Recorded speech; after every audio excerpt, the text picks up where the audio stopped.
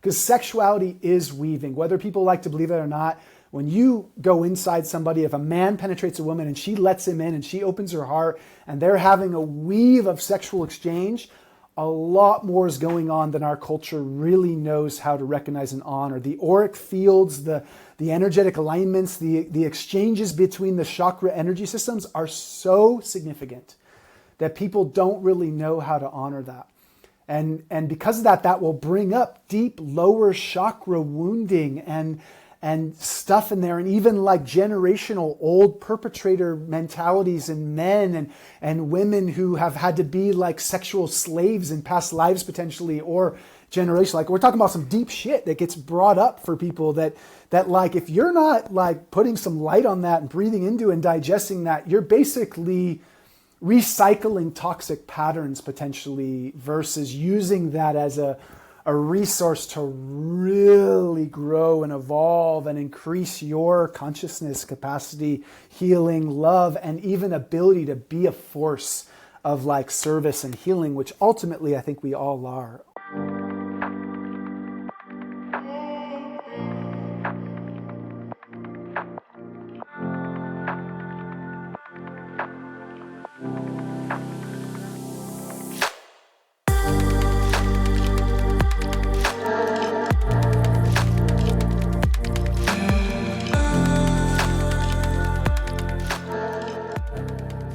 Hey everyone, and welcome to another episode of Going Out Looking In, the podcast about the big questions of life, personal growth, and spirituality. My name is Maxi, I'm your host, and today we're taking a deep dive into the world of relationships.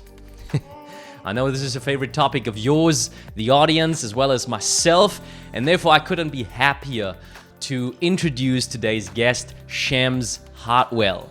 Shems is an absolute expert in the fields of relationships. He's the author of Empowered Loving, a guide to learning and growing through relationships. He is a licensed acupuncturist, a certified coach, a qigong teacher, a men's work facilitator, and so much more. Shems and I connected at Sacred Sons Convergence 8, where he was giving several workshops around the topic of relationships, and I was just fascinated by this guy's wisdom that he so effortlessly delivered, especially in the Q&A situation. So there was free speech and talks that he gave, but then there was the work with one-on-one with people, and that's really where I was picking up on Shems' 25 years of experience within those fields. So to sit down with him on the podcast is, as always, just such an honor, because I soaked up so much wisdom from him, and I'm promising you, no matter what kind of relationship status you're in, also doesn't matter if you're more identifying with the feminine energy or the masculine energy, if you're in an open or monogamous or polyamorous relationship, this episode will have nuggets of wisdom for you. I promise you that. I already re-listened to it multiple times, and I still sort of write down things, and oh my god. So intimacy, sexuality, alchemy, relationships, the different dynamics of them, what kind of work we can do on an individual level, what kind of work we can do in a relationship with our partner, co-regulating in relationships, dancing with different energies, opening up chakras, the heart opening, so much that we discussed. So I will keep this short and sweet. I'll bring you this episode with much curiosity about what you think about it, so let me know. And with that being said, much love from my heart to yours, and this episode with Shems Heartwell.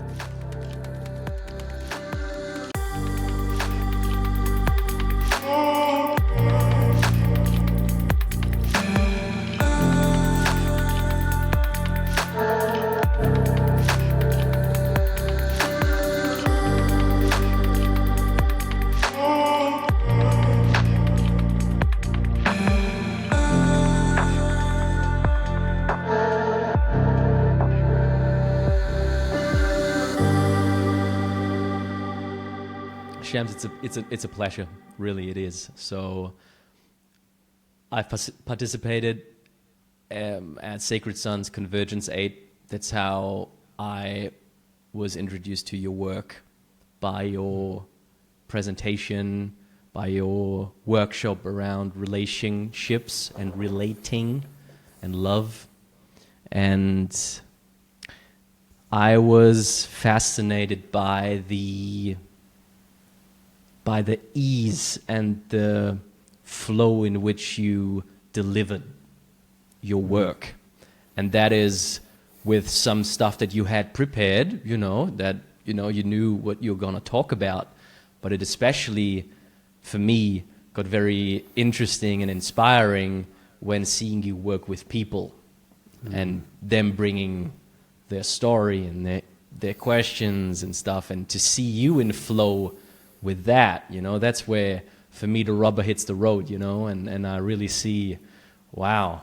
And you just, effortlessly, you pull from that experience, and all of your 20 years of working within that industry or even longer, you just you pull it out and you present it and you offer it.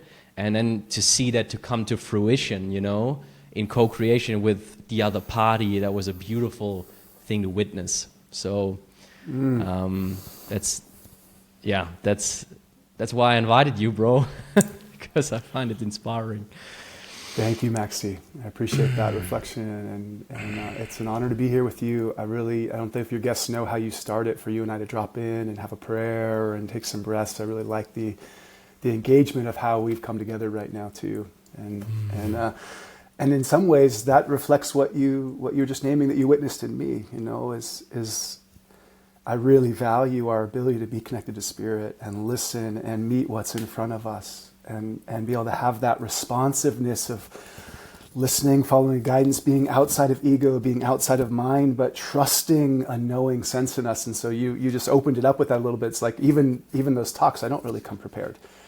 I come with some intentionality, and I do my best to hopefully have enough experience and wisdom and intention to bring something. But the goal to me is, and especially in our collective group work, is how do we ride what's there? How do we meet and work with and dance with and allow something greater than us to work through all of us, to have something be a collective healing, to have something be a mutually beneficial experience that kind of, it is a collective uprising. I feel like that's where we're going as humanity, is that in group spaces, something begins to move through us and healings happen, but they happen not just for one or two people, they happen in the group field.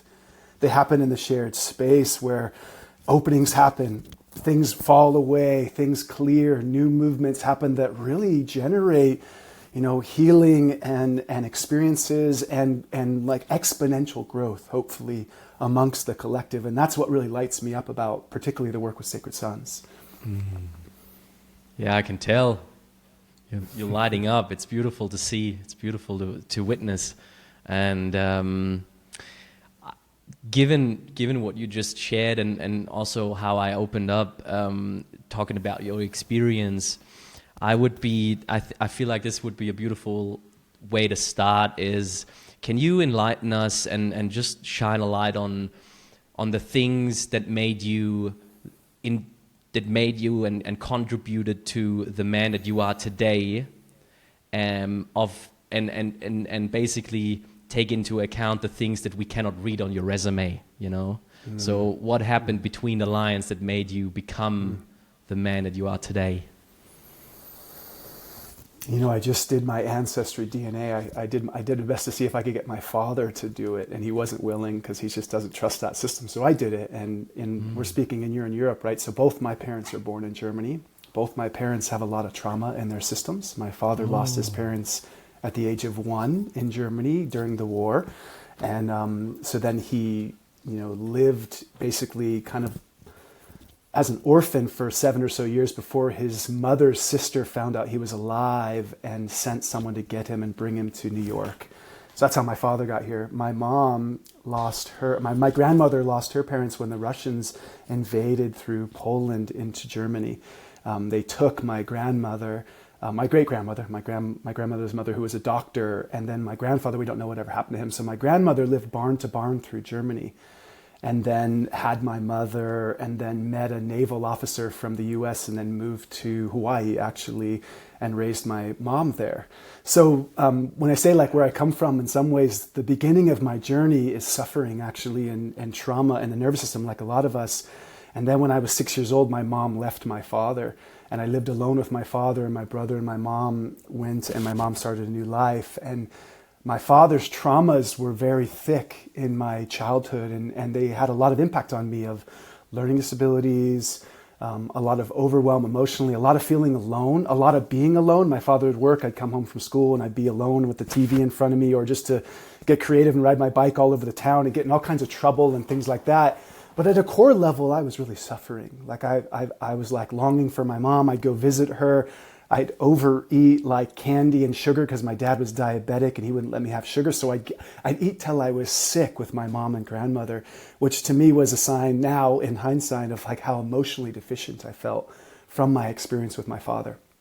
And I danced between my mother and father in visits and all that. But at a certain point, I had my arm shatter from throwing a Nerf football, which is a soft football. I had all these bone cysts from malnutrition, from probably eating microwave food and just living off what my dad produced food-wise, which was, not very quality. It was like mainstream food bought in the normal supermarket and usually microwave cooked.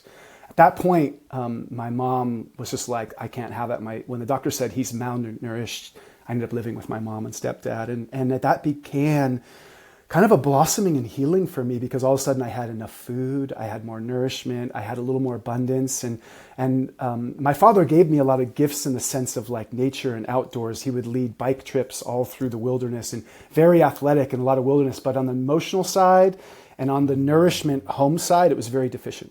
So I say all that because that was very formative for me. As I went through school and went to high school, I almost went to the Olympics playing water polo. I was a real significant athlete, but then I had another right shoulder injury right in my senior year that like changed my trajectory of like going down quite a serious path with that. And but also turned my trajectory towards inner work, which I appreciate the name of this podcast is like going out, but coming back in, right? The inner journey began more thoroughly for me of reflection and what's going on for me and who am I as a young teenager coming into manhood without any initiations. And I had a lot of attraction to older people. I was a lifeguard and a swim instructor in high school and all that. And I met older people that were in college already who kind of took me under their wing and began for me a little bit of these little mentorships, these like healthy relationships of people that were older than me that saw something, resonated in something in me, and showed up for where I needed more support, where I needed some eldership, where I needed healthy role models, healthy movements to get me out of kind of the insanity matrix that is the US in so many ways, especially where I lived in the Bay Area near San Francisco. And that initiated a lot of movement for me to the point when I went to college, I just continually had some older folks that I was drawn to, magnetized to, that helped me grow kind of outside of my peer group in some ways. I didn't just want to like smoke pot and drink and party. I wanted to do Tai Chi. I wanted to do Qigong. I wanted to do yoga. So like I was really immersed in a lot of exciting things. And at the whole time I was a surfer. I was like chasing waves and really passionate about being in the ocean. And then I became a vegetarian. And so there was all these little kinks that happened, or I should say these little alignments and connections that began a journey for me of, being a seeker, we could say, right? Or being drawn and interested in things that are kind of on the fringe of society and culture. Like I just didn't resonate with mainstream culture. I didn't like the way that people hung out and how men were together particularly. I didn't like how men like to rip on each other and like talk sports, but then go into tribal mentalities and have this like aggressive energy where they would fight over their team losing, or just the common thing of like, I love you, but I'm going to just like totally rip on you and judge you and have all the sarcastic remarks. And I just like, I don't play that game. I didn't have any draw to it. So I was attracted to women or more mature men in some ways who are operating differently. And that led me to doing men's work. That led me to having some mentors, led me to go into acupuncture school and becoming a Chinese medicine practitioner. And all the things that came with that was like swimming in kind of the more spiritual / like alternative world that California has to offer in a lot of ways, the fringe movements. And I'd say those all were very, very significant for me. And then when I got into deep relationship, I would watch all my dad's behaviors arise in me. I would watch myself shut down. I'd watch I could feel myself be the angry man my father was or is. Yeah. Like I'd feel myself have these I don't want to be like that, but then it would surge up in me and I would shut down or close off or be so raged that my body be shaking. And I was like, whoa, what is this? Oh, this is so much of the emotional energy that my system has absorbed, has taken on from living with my father, from living with the things my mother hasn't expressed, from living in our culture. So I sought out, teachers and mentors in a lot of different ways and started to realize I've got some deep work to do, and that began this journey of me working with Gay and Katie Hendricks and doing this 3-year apprenticeship journey with them and having tons of resistance, having lots of avoidance behaviors, having lots of wanting to check out. I don't really want to be here. I'd be in a room with 100 people in this really intensive workshop. I can feel all these alarms in me of I just want to go surfing. I just want to get out of here. I just want to go eat. I just want to do these things to check out and avoid all of this discomfort that would show up in the collective environment of healing, of uprising energy, of deep work. And I'm in my early 20s and I'm just cooking with all the blocked energy and stuff in my system. And one other thing I'll share is all during that time, I was very devoted to Qigong and martial arts, which was moving a lot of energy for me, starting to kind of clear. I used to stand an hour a day and have all this anger and stuff come up. And so that was foundational. But then there was this whole other level of being in group dynamics and workshop environments where I would get reflections and stuff would be pointed to me and I'd have to look at my behaviors and stuff in ways that were very confronting. And I'd have all these defense mechanisms, and that process of that journey is hard to replicate and was so profound for me because I don't know how else I would have been willing to really turn and look at some of my shadow behaviors, some of how to have healthy ways to move some of the deep pain, emotional energy, fear that was in my system that was below the waterline of my awareness. It wouldn't be there when I was having a good day. It'd be there when I was with a partner in deep relationship and she would say something that touched a certain button, or she would pull away, or we'd be in conflict about money or something, and then there'd be this surge of stuff in my system that would bubble up. And it was that work that really started to have some big traction for me. Hence, fast forward is why I do what I do now, right? That in that realm, the amount of healing, shedding, transforming, rewiring my nervous system, that journey had me go, well, relationship is the front line of evolution, without a doubt. There's no way I could sit in a cave and do that work. There's no way I could play my way through that work and travel over the world and be a musician and play music and go from cool festival to festival. It wouldn't happen. It had to happen kind of in these immersive experiences for me where the fire was hot,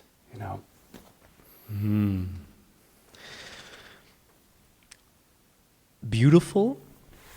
I have a big question coming up. I was I wished it for myself in some parts, and I wished it for many people I know. That curiosity and that openness, especially towards you basically this. You pointed out two roads. You could go the conventional way of potentially doing things that people do when they're 15 or 17 or 18, and within a social construct. And you could flow down that river easily, it would, for us, it's, and I know myself, that going down that route is easy and sometimes feels more comfortable. But from what I'm hearing you say is that you consciously took a different route. I'm not saying always, but, at major turning points, you said, I'm interested in Qigong, for example, or Tai Chi. And for a young man, I feel like that this is a big decision, and I see myself in some parts of that. But where I'm getting at is, what was it? Where was that coming from? In the work that you've been doing and reflecting back on it, where did that openness and that curiosity for those alternative ways of looking at yourself and being in the world, where did that come from? I think it was a mixture of discomfort and feeling suffering and being unhappy and feeling like, where's my place? Like, I don't feel drawn to just like play football and get drunk, or who knows, I'm not just giving one example because I'm not saying that's bad or anything. I'm just saying that I didn't have a gravitational pull to sometimes the things that were going on, just going to a party and getting wasted. Like I watched friends die because they drank and then drove home and got killed on their way home, or had an accident and almost killed somebody else too. So a mixture of, I think, the suffering and kind of like this hunger, this like longing for something that had more meaning, that was in my system, and then there'd be these certain things that were attractive in that way. Like there was a guidance system or something of like that person. And then that person would model and live in a way that was like, I like that. We call that sometimes friendly cannibalism. It's like there's things that we're drawn to, and social media has a lot of this. Like it has a lot of fake of it too, where people present a life that maybe they don't fully live, but they can make it look like they're living a certain way. But there's a magnetism, there's a draw to things. And then that draw, we learn from our mirror neurons, our system starts to resonate with, and then we become that. Like it's like we grow into what we're drawn to, and often there's some deep work along the way. There's some stuff that has to be felt and confronted. So a mixture of suffering, and feeling like lonely and out of place, even though I had friends and there were groups. It's not like I was like all alone in my house. I had connections. I wanted more. Like something in me felt a longing or a draw for more. And I also, during that time, I met, in my 20s, I met some Sufi teachers.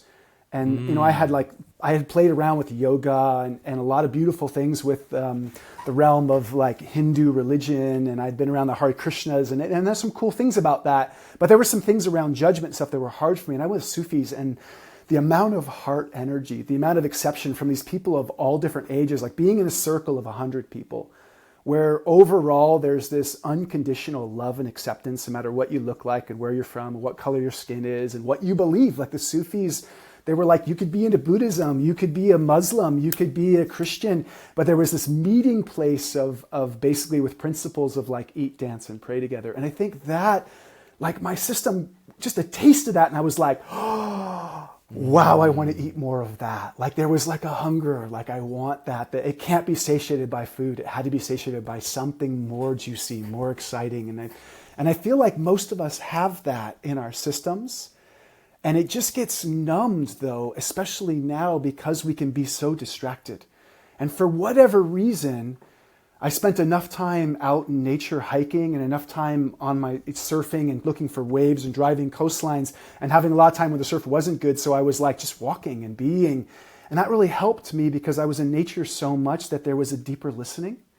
And I do think that's a challenge a lot for people I've worked with who have more noise. Like in the sense of social media is a lot of noise, or just live in an environment where there is not as much nature contact. So there's more stimulation, more things that kind of numb and dumb down our connection to the deeper impulse or pull or even hunger in our system. And we try to fulfill that by outsourcing things that are very readily available, unfortunately. And I think that's partly why it's a little harder sometimes to like listen and find that, It's so interesting, honestly. It's so interesting because I feel the feeling I get is like it's nearly like like a soul thing. Like it feels like in this incarnation, it's in your imprint already, that curiosity. Because I don't know, I can only speak for myself, and I can do as much reflecting as I want to some degree, but then I reach always the point where it's just like, something in me, bro, something was pulling me.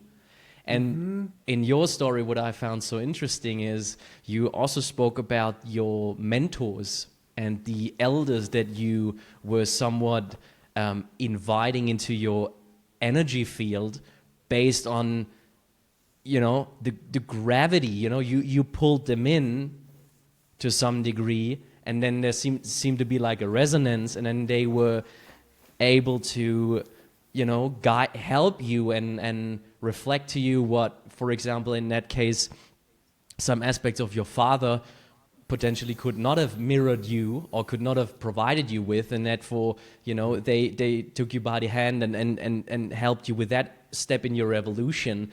And so again, there as well, it's like, how did that happen? I find that fascinating. Yeah, Maxi, thanks. Great tracking on that too. It's fascinating. I agree. It's fascinating. And in the work with relational work I've done, I believe that we all, our wounding and our soul maybe like draw is attracting situations and people to our lives. And I love that you're presencing this because, we attract kind of on that positive level, or they're both positive really. It's like we attract on a wounded level that which is going to put in front of us the opportunity to grow and evolve. And this is where I'm really cautious with like what we call a fixed mindset versus a growth mindset. In our world, some people go like, I was so traumatized by my father, I'm just this way. That's a fixed mindset, right? Which is very limiting versus, no, when you're traumatized, you're going to keep attracting situations and people and environments that are going to give little growth opportunities. And there is, the ball is in your court a little bit of how much support you get around that, how much you listen, how much you make use of and pay attention to like what's really wanted right now to grow. So you spoke really well to like my hunger, like my soul need. There was a soul need for me of people I could love and respect and connect with that like would help me see more in the world, help me love more in the world, help me find more meaning in the world. And at the same time, I was attracting like relationships where my wounding would be activated, like my mom leaving when I was 6. So I'd have this vulnerability with the feminine where I wouldn't want to open my heart. And honestly, even today, with my wife, who I love so wholeheartedly, there are moments in the depth of our like connection, see that like I'll feel where my heart still has a little layer, a little protection where I don't let her all the way in, even though I've done so much work, even though there's so much awareness. It doesn't mean it just goes away. It's like, okay, I'm still in this growth edge with my beloved now. And fortunately, I can name it and breathe into it, make some space of it. It doesn't mean it goes away. It doesn't mean immediately I have this breakthrough and like my whole system opens to her and I let her in. Like it means like, okay, here's my growth edge I'm on and relationship has me there now. And I believe that's happened for me little by little consistently in lots of environments of like my wounding attracts people in situations. Even my need for more of a healthy father figure attracted an older man who didn't have kids, who's still a dear friend of mine, who came into my life and like began teaching me acupuncture and mentored me. And I came into his life as a young man that he could give his gifts to, that he could give his wisdom to, that he could share, who also would like look up to him like a puppy dog in some ways with so much respect and interest and care and curiosity that nourished his heart. And we still have this really precious reciprocal loving relationship, of like he came in as a healthy spiritual father that blessed me. And just a few years ago, I was taking care of him right after he had a stroke. And like, I'm coming in as a son, a spiritual son, that's like loving up this man who has been such a blessing in my life and showing up and reciprocating it on some level and trying to be there to support him through his system going through stuff, Yeah, totally. Another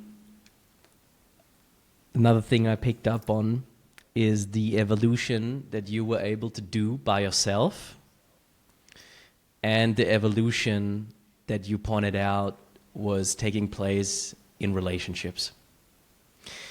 And I guess coming up with a question is, in your experience, and I'm coming out of a relationship, so I'm shedding some skin there.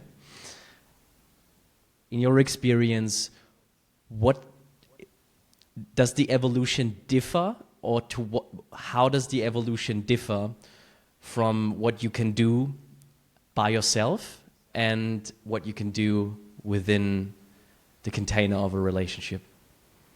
That's a beautiful question. Well, the one within ourself is always happening, because we're in relationship with everything and everyone all the time. So like there isn't I'm never really just with myself, because if we get really authentic, we have ancestors that are living through us on some level. We may have some forms of like guidance systems, spirit guides, angels, maybe we call them. We've got we've got benevolent forces, and we may have shadow forces as well, disrupting like aspects of our growth as well. So I'm not going to put it all in the light realm, right? But on some level, we're never really alone on a certain level. Like us and what we call spirit, God, life force, is there all the time. And then, of course, in relationship, there's something so deeply in front of us, right? And there's like how the matrix of our own inner healing and growth and deep acceptance and capacity to give and receive love is completely brought in front of us and interlocking and dancing with what's showing up over here with others, whether that's a beloved or that's like a friend or a parent or a child, because it comes up in children big time too. So, the more that the individual self-awareness, self-love, self-acceptance, curiosity, willingness to pay attention and learn and meet ourselves in every moment, the more developed that is, the easier this is. Because then we have more capacity to have more compassion, more curious awareness of the other, and less reactivity to. So they're so proportionally related. Is the reactivity in me that shows up in relationship will show up on its own in me too, but it'll get louder in relationship. And so the maturity of my own inner work that shows up in every relationship, and then particularly shows up in deep love, intimate relationship, it gets tested, and it usually has a really big opportunity to grow when we start exchanging energy, intimacy, sex, connection, co-creating life together. There's an amplification of both of our stuff. And a big surge of possibility comes in, which often shows up as like our resistances, our avoidances, our tendency to like see the shadow in the other and not take ownership in our own. And that's, to me, when relationship starts to get problematic, is when we put more attention on the other's shadow and not look at what's our growth around in relationship to that. Doesn't mean their behaviors are okay. It just means how am I relating with what arises in me in relation to this person. And if we haven't done enough of that work inside ourselves and make more friends with our own unconscious behaviors, our own ways of shutting down, checking out, closing off, pushing people away, avoiding conflict, avoiding our own inner feelings, it's going to get louder in relationship. Would you say there is there's a time and a season for everything under heaven, right? So, given that, and I love that we are right in the topic of relationships, and that's where I wanted to go with you anyway.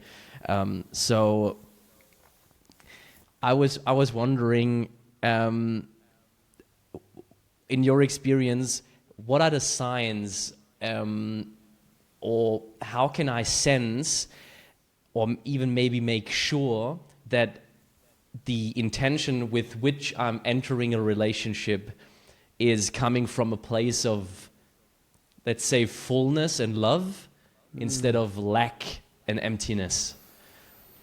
Not saying we are, I'm able to go in a relationship once I'm fully healed and everything is taken care of, but like there, in my experience, seems to be a difference between the intention of entering a relationship. So I would love to get your take on that.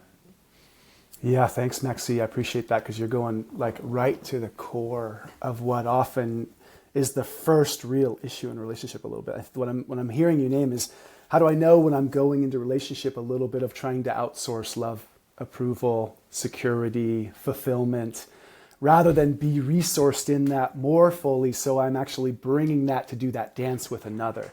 And that's the difference between codependency in some ways and true, healthy, evolved relating. And it's like you just said beautifully too, is that it doesn't mean we have to fully arrive and be completely 100% connected to God and evolved and completely fulfilled to dance. We have to have this sensitive awareness of when we're trying to outsource love and approval and safety and security in another, rather than to resource that, keep finding that and be exchanging that and sharing that and meeting from that. And if like we go too far outside of ourselves, literally, like we lean too far into the relationship and we're like needing the sex, we're needing the connection, we're needing the appreciation and approval. And if we don't get it, we're like, and we crash, there's a good sign of like, okay, there's my work. there's my opportunity of like, why is my system crashing? Why am I shutting down? Why am I all of a sudden feeling like so triggered and vulnerable and my insecurity is up so loud because my partner pulled away or had another conversation with another man or another partner or somebody else? Why did my system do all that? Oh, well, that's because I'm outsourcing that, like, I'm not okay if I'm not getting the full attention, the full love, the full devotion from something outside of me.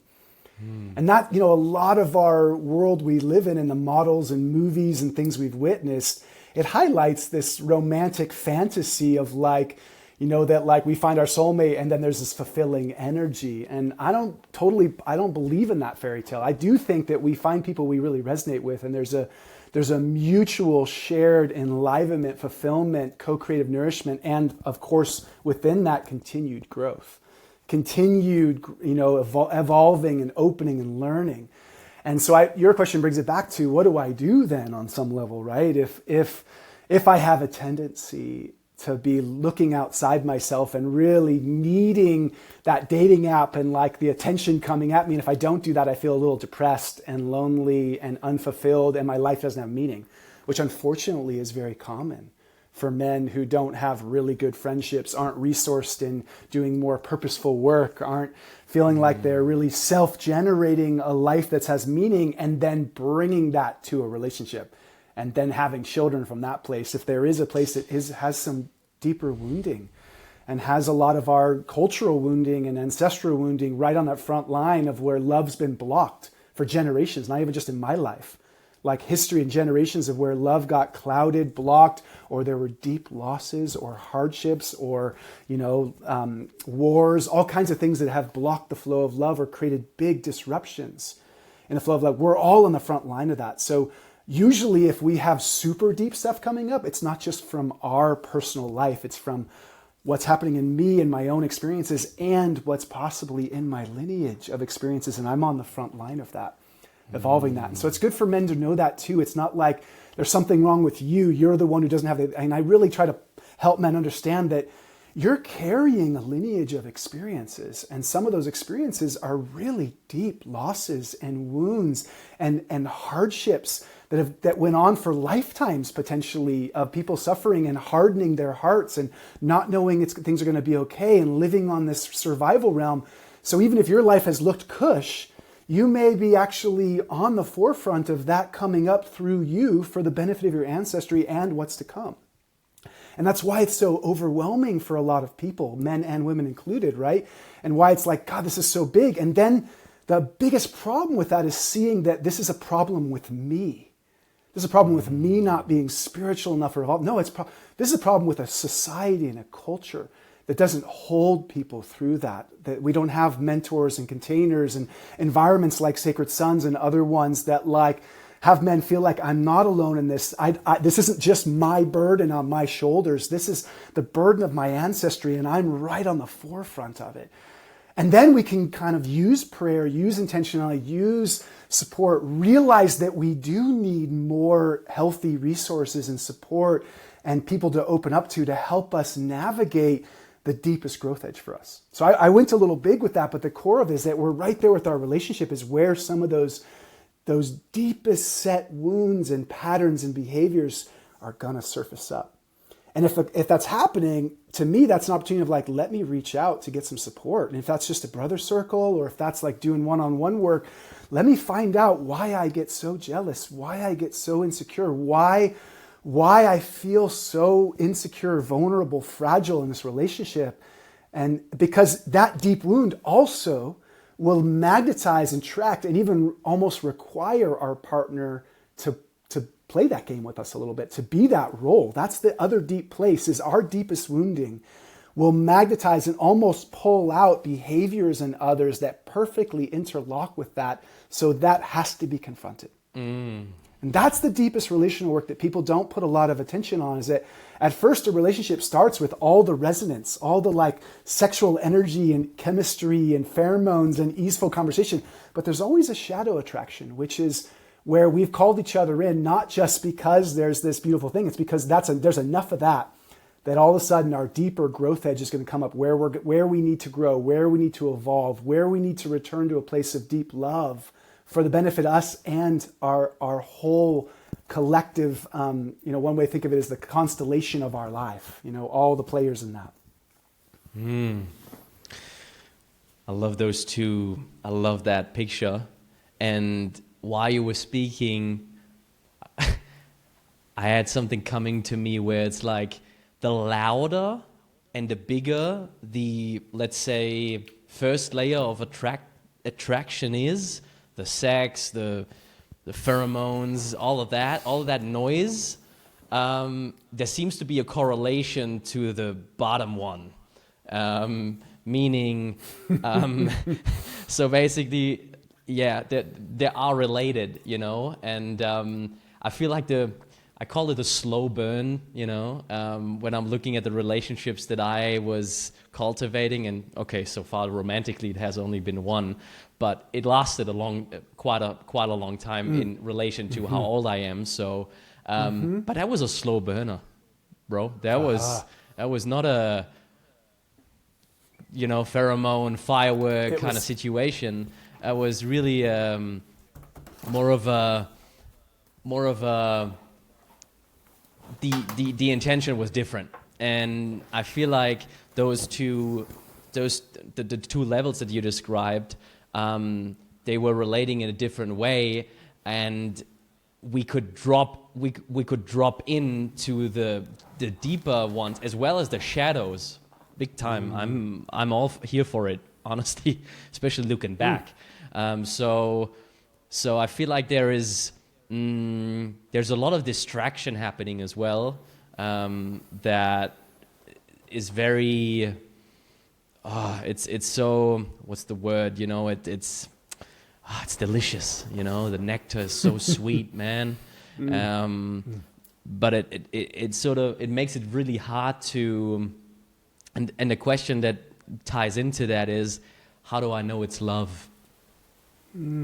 How do I know it's love, Shems? So I wanted to ask you that when going into a relationship. If it's not love, what is it? Psst, hey, this is just going to be a very brief reminder.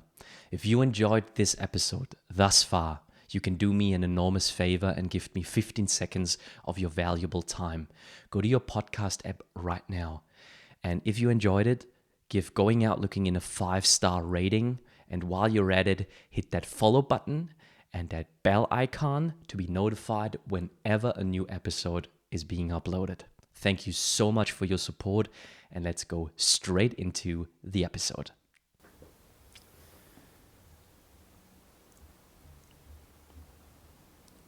I feel like there's a few ways we can go about that. So I feel like it's in some capacity all love, all relating. And there seems so black and white, and then there's the 50 shades of gray in between. So I feel like I feel like the 50 shades in between is like there might be love, but then there's a lot of, what names can we bring? What labels can we bring? Grief, hurt, anger, projection, ancestral dynamics, wounding, unworthiness, lack of vision, direction. I feel like that might be a part of if it's not love, what is it then? What would you say? Yeah, I appreciate your answering it, because it's a good inquiry a little bit, as if like we're drawn to somebody and we're having a dance. If it's not love, what is there?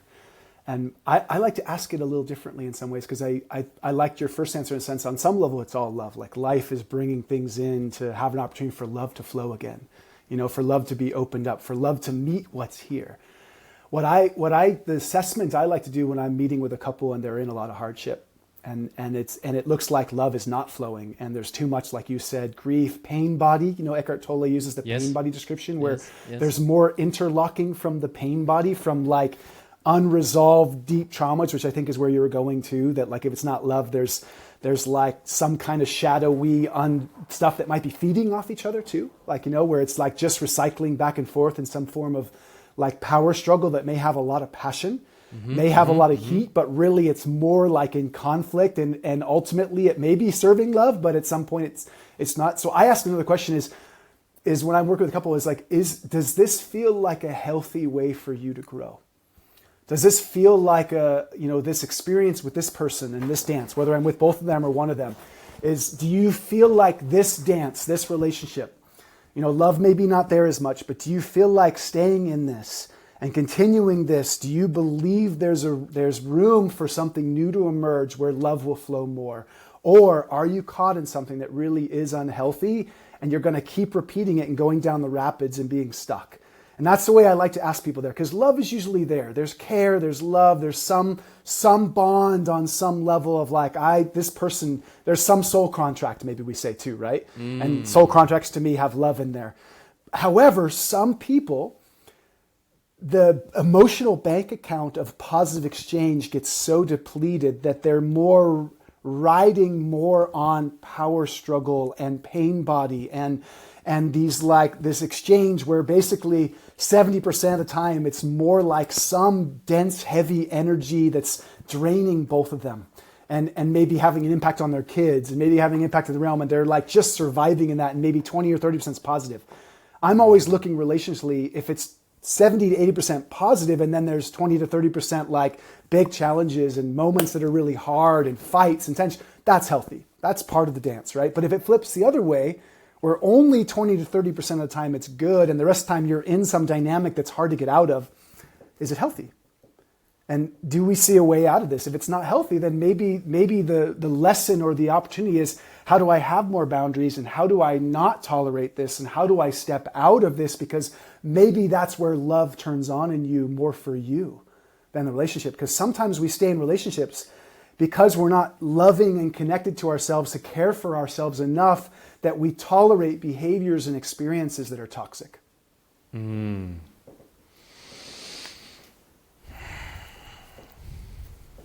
Yeah. Beautiful. I'm learning a lot. Yeah.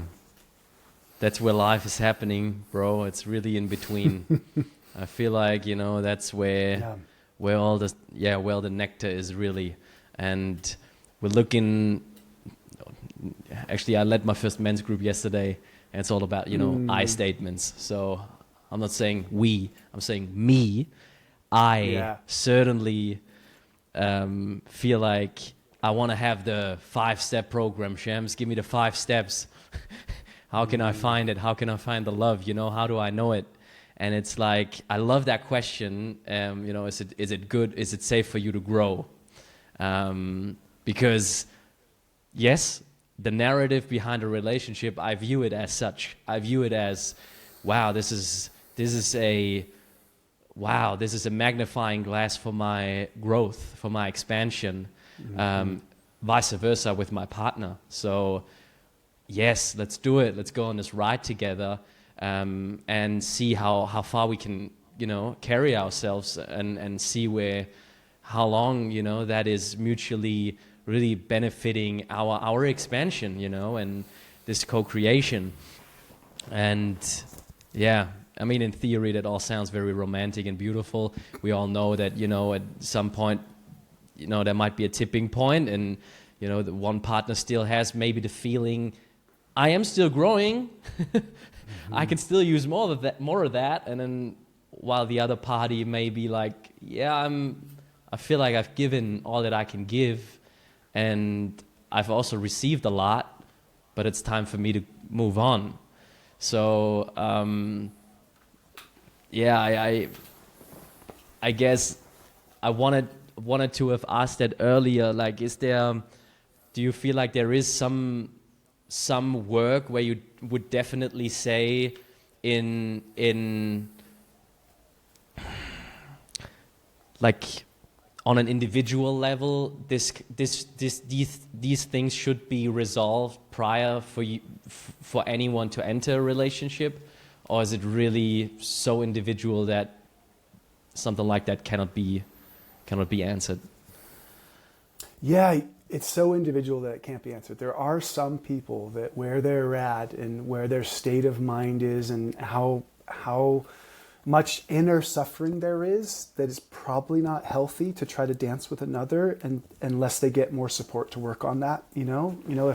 If someone is doing life and most of the time they're really struggling and there's a lot of really negative thoughts and deep emotional upset and turmoil, making peace with that and working with that and doing more spiritual work / somatic, therapy, emotional type work to make peace within a little bit more and be in similar to what I said is the 80-20 rule in some ways, or the 70-30 rule is in my own self, like, how available am I really to give and receive love? And if I'm not doing that well inside of me with where I'm struggling, and if my inner critic is so loud that it keeps ripping me open and knocking me down and not giving me any healthy ground to walk on, I've got to work on that first. Like I'm a fan of that. And I've seen that in relationships where I'm working with a couple and one, let's just say, has more love, has more easefulness in themselves, and the other is really more in a negative cycle. It's not like I'd say separate. I'd say like, well, this person, it'd be really valuable for them to do more personal, supportive, individual work to get more stable,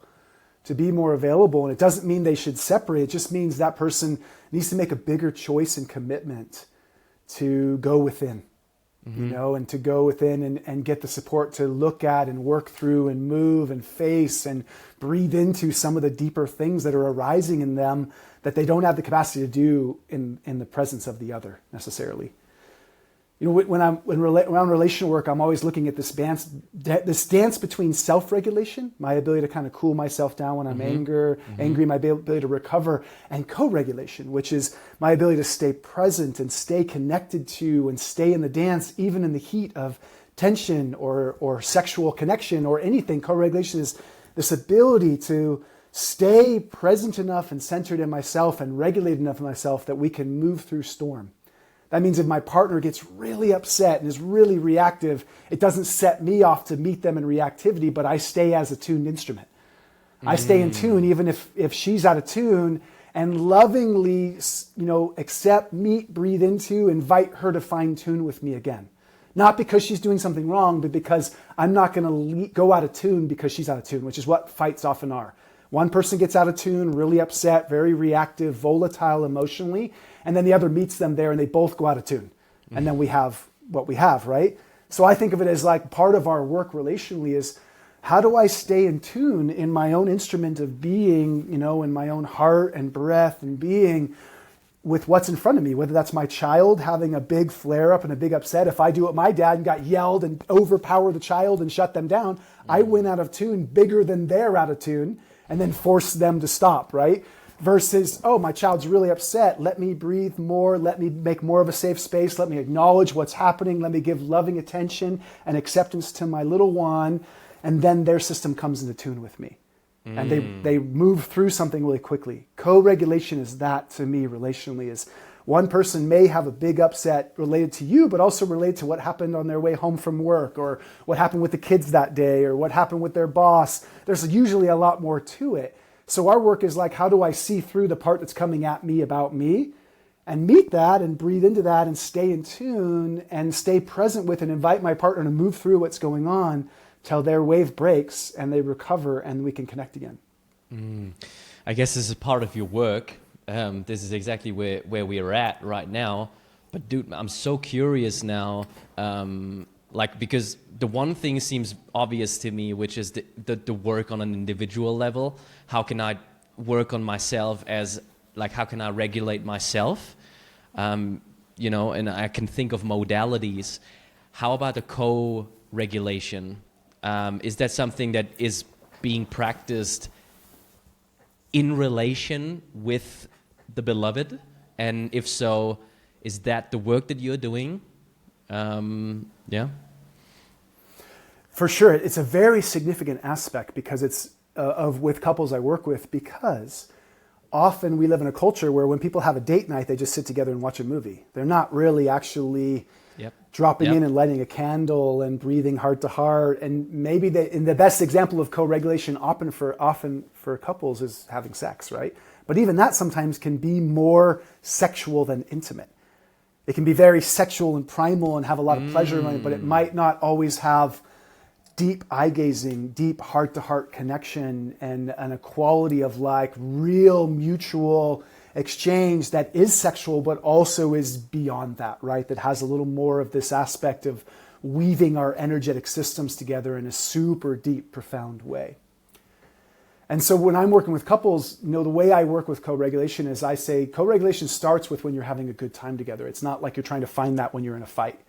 You're looking to be more intentional about stopping and like putting a hand on each other's hearts and taking a few breaths and letting your hearts come in tune with each other. Very simple, right? Or just when you're listening, there's a generous quality of feeling your partner and taking them in while staying present with you and creating a shared, relational space together where your partner really feels your undivided presence and attention for a few moments. It doesn't have to be 10 minutes or a half hour. It's just a high quality meeting. That's a form of co-regulation. I'm really here. I'm genuinely listening.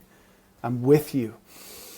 And to me, those are things when I'm working with a couple, I'm wanting to encourage them to cultivate when they're having a good time. And unfortunately, a lot of couples don't get support until their emotional bank account is so depleted that they have a hard time even looking each other in the eyes sometimes or connecting. And that's not always the case, but it is common that couples, they kind of go to support last resort, And then it's more like, all right, how do we individually get better at being in the tension and conflict, But ideally, we're more doing preventative medicine on a certain sense relationally, that we are bringing in healthy behavioral patterns and shared quality time together that allows us to nourish this emotional bank account of exchange so that when there is a disruption or a fight, we can recover quickly.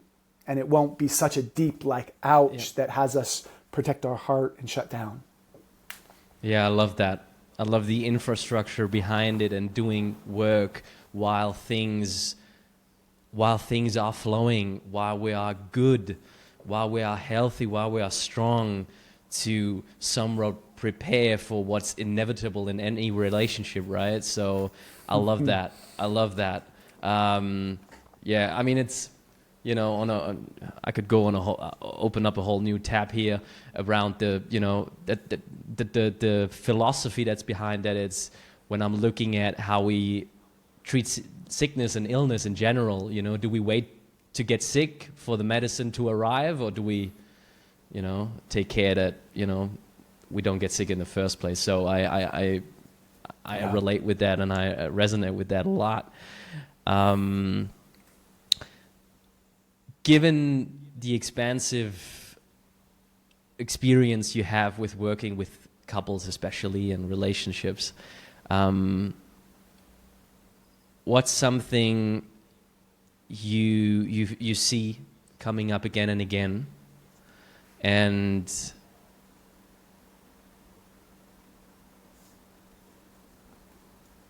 why do you feel like that is coming up, and how can we go about that?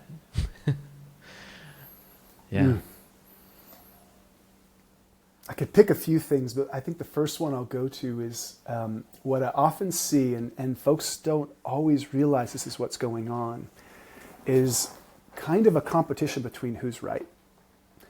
That in relationship and you're living together, let's just say we have a political viewpoint, or we have a viewpoint around COVID and vaccines, or we have a viewpoint around how our kids' education should be, and what's right or wrong. Couples will have different viewpoints. They'll be in different camps around what they believe in. And there's such a firm fixation for each person in their belief and why they're right and why the other should see it that way. To me, that's one of the biggest problems relationally, but also around the world, whether that's religion, whether that's politics. And we stand in an encampment most of the time that's not 100% accurate. We've been informed by what we've heard, social media wise on the news, what we've read politically, other people's opinions. Very rarely do we stand in an encampment in our own fixed belief about why we're right, that is legitimately in full educated experience. So we'll fight for something that we really aren't completely knowledgeable and know at the core of our soul being. And I see this all the time because, it's happening right now with the war that's going on, both in, whether that's in the Ukraine or what's happening with Hamas and Israel and the Palestinian, this is like there's a lot of information out there and you can kind of get into these encampments about what's right or wrong, but very few of us have a complete looking glass into all the moving parts and a complete experiential knowing. Even if I'm one of the parents of a child that was kidnapped and taken and is in hostage right now, I'm going to have a viewpoint of what's going on. And of course that one's going to have a lot of them, they've done this to me. And that's not incorrect. However, I feel like relationally, to me, this is where we're on this evolving edge together. Is that this happens on a micro level in relationships all the time, whether it's about who did the dishes or the trash or things, we get fixated in a position that on some level attacks the character of the other versus the behavior and belief of the other. If that makes sense, I want to say it again because we get in a fixed position and we start making the person wrong rather than what they've fixed into. We take it personally. The way that's a religion, people have a religious belief, we make the people wrong rather than what they've subscribed to as a religion, which may not be healthy and which is toxic, which has them behaving in a way that's unhealthy. And to me, we take the humanity out then and we remove compassion. We remove the willingness to try to go deeper and understand what's going on for our partner. To try to understand the feelings below that, the deeper want and reason that's below why they're standing in that position, which probably will resonate with our deeper want. And that, to me, relationally is where the biggest breakthroughs happen. And there's a lot of other avenues you can go down, but to me, this one's so significant because it's micro, relationally, and it's macro, world, collectively. If I can't have compassion for, let's just say Hamas for a sense, because it's really hard, which they are very toxic, right? And their beliefs are really confronting and just evil, it seems, right? On a certain level, if we look at the beliefs of those two. And how do I try to find what's behind the humanity of that and why underneath that? It doesn't mean I agree with it or I want that behavior and I don't want to stop it. It just means, is there a place in me that's also trying to find the heart in that soul that's carrying so much anger and wounding and hatred and upset that's what's running the behavior and the action. And if some place in me can lovingly penetrate into that, and this is healthy aspect of the masculine, is that can I look at somebody who's ragingly upset at me as a white man in Hawaii, living here when the Hawaiians have had their land taken away and I'm living here and I'm another white guy who owns property in Hawaii and potentially is taking land from the culture here, and doing my best to participate, but which get really real in my life. Can I see into through the anger and into here's a man who feels like their sacred ground has been taken and by their ancestors year and year back. And if I can see that, I can hear their anger and I can make space and honor their anger and not take it personally. And maybe I can build a bridge to really hear and do my best to understand and meet that person in a way that they feel penetrated by my sincere wanting to understand. Sincere willingness to go below the anger and meet them somewhere else where something can emerge between the two of us, where some form of knowing each other and respect can happen. And relationally, to me, that move is where real breakthroughs happen. When one person can take off their clothing of what they identify with and try to lovingly hold and see and feel and meet their partner deeper than the reactivity into what they, almost you could feel in your gut, what are they really wanting and how do I meet that instead of fight over the surface?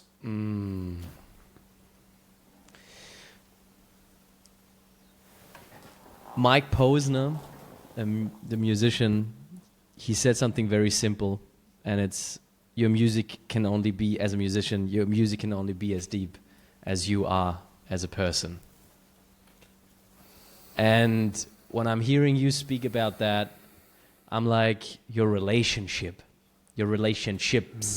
can only be as deep as you go and as you have looked in the mirror. And it's really, it seems to me what you've just shared is very much resonating, and I see on the flip side of it, I see what that takes. I feel like I get a sense, and yes, like you were perfectly pointing out, that's the medicine our world needs. And having said that, why is it not that way? Because people get very reactive all the time and are not able to build that bridge, as you so beautifully pointed out. So I guess just as a facilitator of this space right here and having this conversation, I guess this is our contribution to it, shining a light on it. Because yes, that's the medicine we need, whether it's in relationships with our beloved or in relationship with, for me as a German, I don't even have to start the whole conversation around what went down in history here and where we are politically right now. So there are relationships as well where the humanity is anything but on the forefront of people's hearts when they go into a room.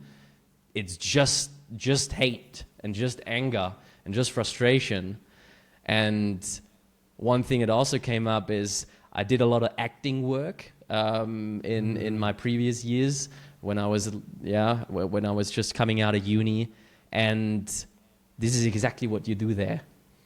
You always, if you play the most horrific and violent and vicious serial killer as an actor, you need to look for the humanity of that character in order to connect to them. That's what you need to, you rely on that so that you, as hopefully not a serial killer, you can relate to them from your place, so you relate to their humanity. This is how you establish that connection. So that's also why I'm saying always, like, I feel like acting, for example, acting workshops is not only great for embodiment, but just also to establish relationships, because it teaches you to find yourself in the character. You're never playing the character, you play yourself in that. And so that was coming up big time, and wow, beautiful. there we went. Yeah, brother, beautiful. I really resonate. A lot of times when the work I was doing with Gay and Katie Hendricks in their world, we would do this thing called persona play, which, I have some acting experience when I was young that I so resonate and love. And we all have these characters inside of us too, even our inner critic is a character. And we have personas that we try on. Like if I had to enter a courtroom right now, there may be a certain persona that comes in me that does my best to navigate that courtroom, right? We have like winning formulas of what we're doing, and we're acting half the time on a certain level. And it gets problematic when that persona clouds the essence of our being, which I appreciate your naming too. It's almost like the essence of your being.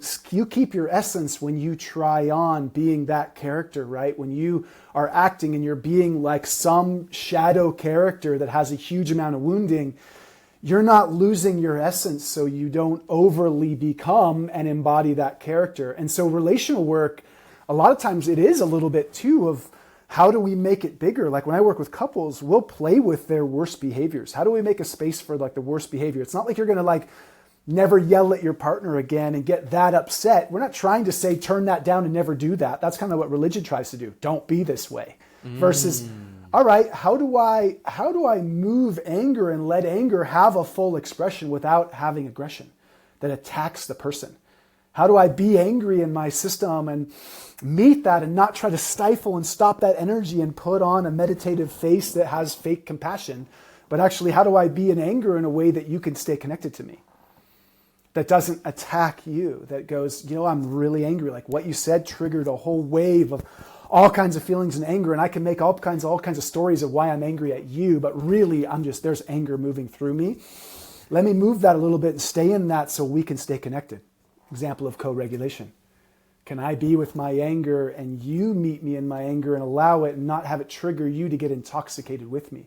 Because another way to think of why it's so hard in the world is that there's an intoxicating element of reactivity. Like when we go into survival, fear-based, political, religious belief systems, we literally, in some ways, our state changes and we get an intoxicated hit of particular, endocrine chemicals and things like that, cortisol, fight or flight survival, that our system goes, and then we narrow our viewpoint of our eyesight, our understanding, and we do that relationally. We narrow our ability to see the other person as human and equal. Mm-hmm. And we go into becoming, an intoxicated being that will say things and do things that they'll regret later.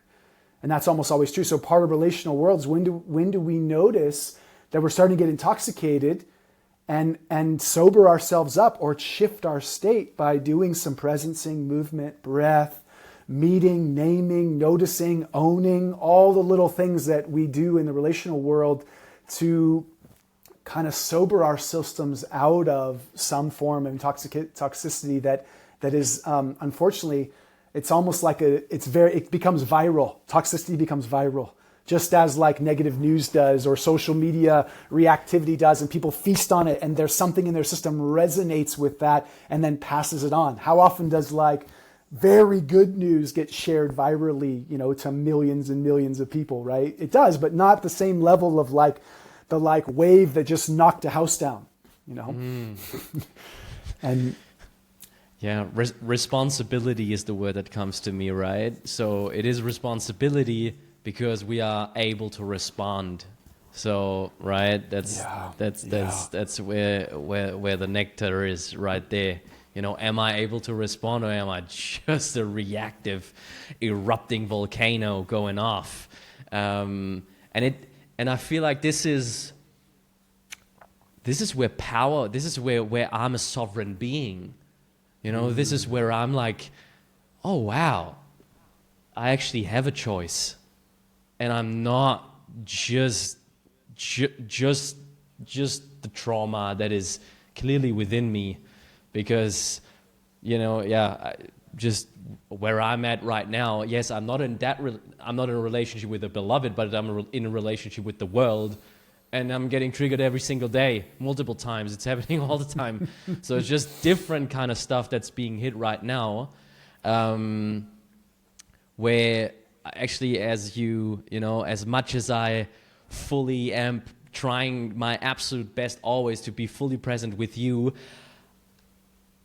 this thing here got activated right now where I'm just like, yes, this one relationship in my life, I'm getting triggered right now and I'm not able to respond. I'm just reactive, So this is why these conversations are so powerful, because and I know for the listeners as well, because, for each one of us, it will be a different layer of life and something will get triggered. But yeah, there's so much truth in that, and the work lies in the nuances and as we also pointed out, on the individual level. So that might be objective truth.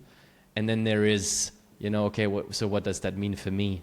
And that's also what I found so powerful. And also I worked with coaches before when I did some more work in the marketing field.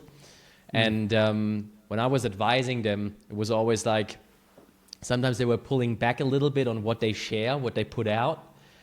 And I always encouraged them. I said you can share as much as you want, because the truth, the objective truth of what you're teaching, they can read about that. But the true value is in working with them one-on-one and transferring that truth to them. And I feel like, that's so powerful.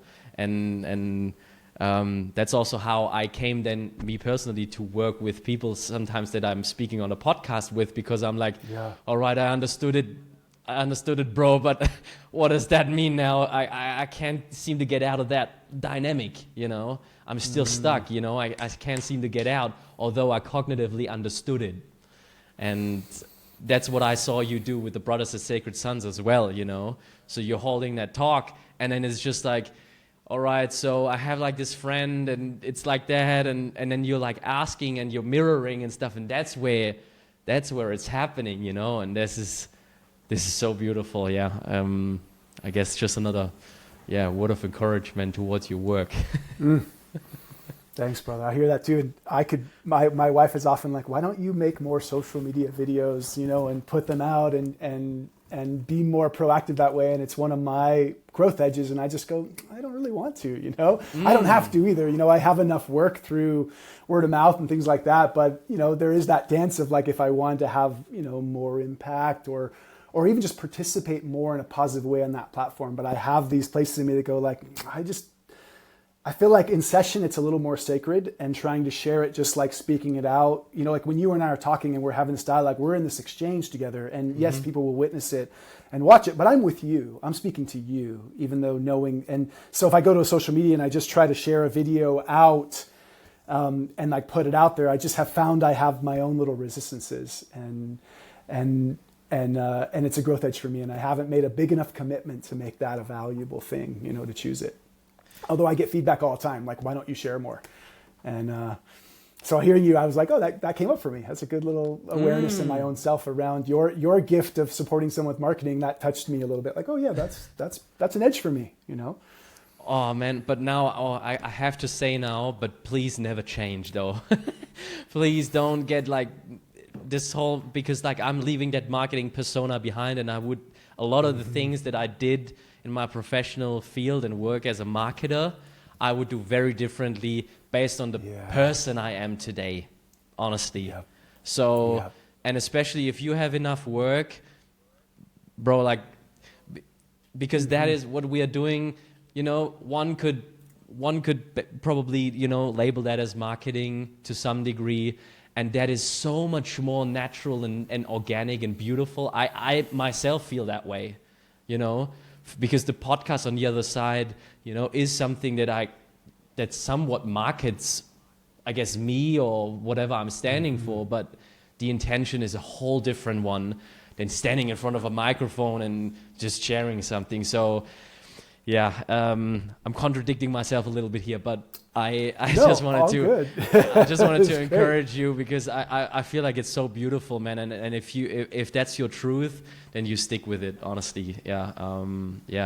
And you were just bringing that said, up, I'm in the process right now of producing a course for Sacred Sons on relational skills called Embodiment and Relationship. And when we were speaking a little earlier ago, you named that place of and I speak to this in the course a little bit of why we're calling it embodiment relationship, is because there's often a gap between our understanding and what we are actually applying and able to embody and be. And, there's hundreds of self-help books that have all kinds of fabulous recommendations, and we can thoroughly understand to not yell at our kids or our wife.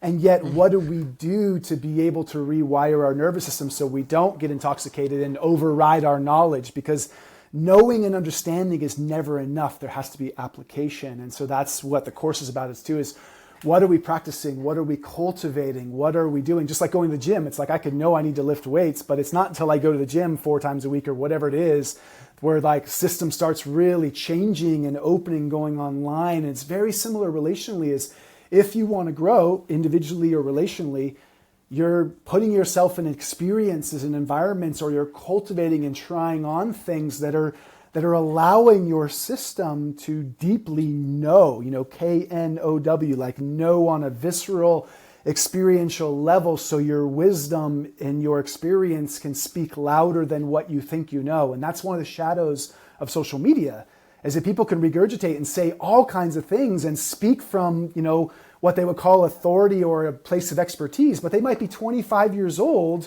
and only had one relationship, or they may have a lot of mental brilliance and some deep wisdom, and yet they may be able to say a lot of things that when they get in relationship, they don't yet embody.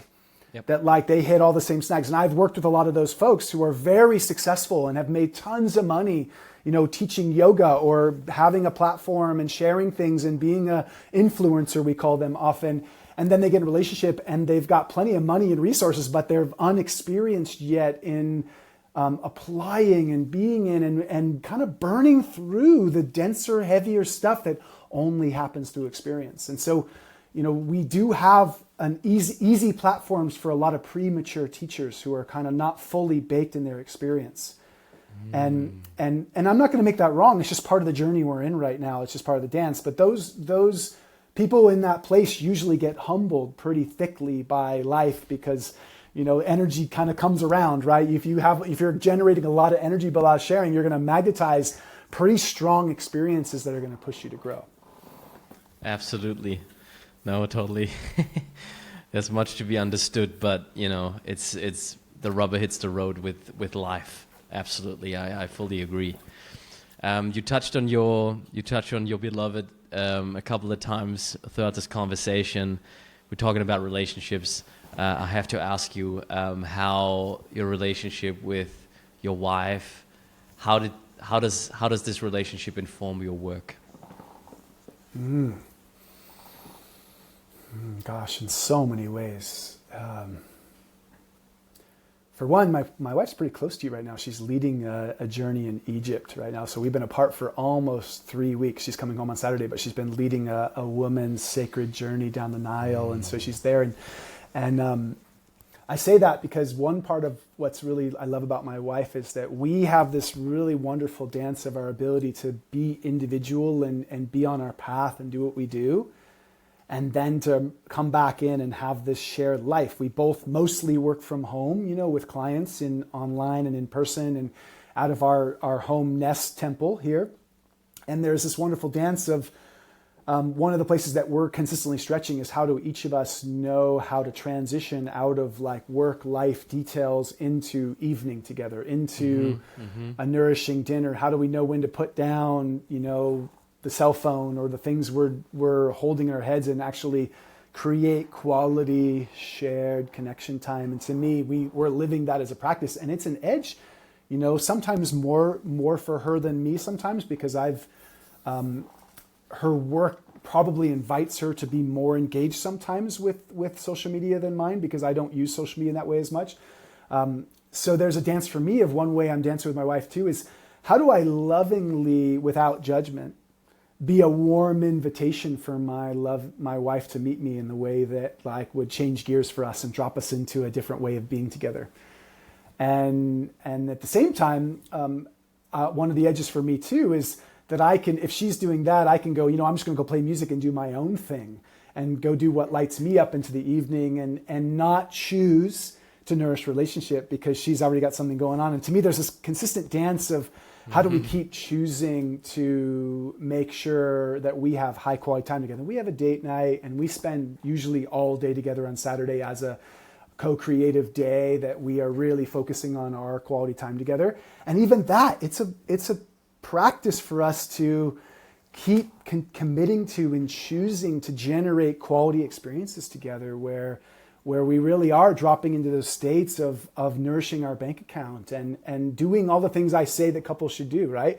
The practice for us to value that and create that and to make sure that we're doing that. And we do that really well. And I can see how easy it is to have things pull us out of that path into parties, gatherings, friends, things happening, living on a beautiful island in Hawaii, like just going and doing all the things that are available to us versus dropping in, because this podcast name is like, we can go out and be highly stimulated and go watch the whales and go paddleboarding and do these things, which is so wonderful. Or we can go surfing and that can be really great. And yet the going in together and the like creating a sacred space of tantric union and sharing and going into sexual energy and exchange and intimate space, like I could feel my layers of resistance and continual opportunity to choose that again and make sure that I value that. And every time I do, the rewards are always like, wow, that was so good that we did that. But there's those buffers of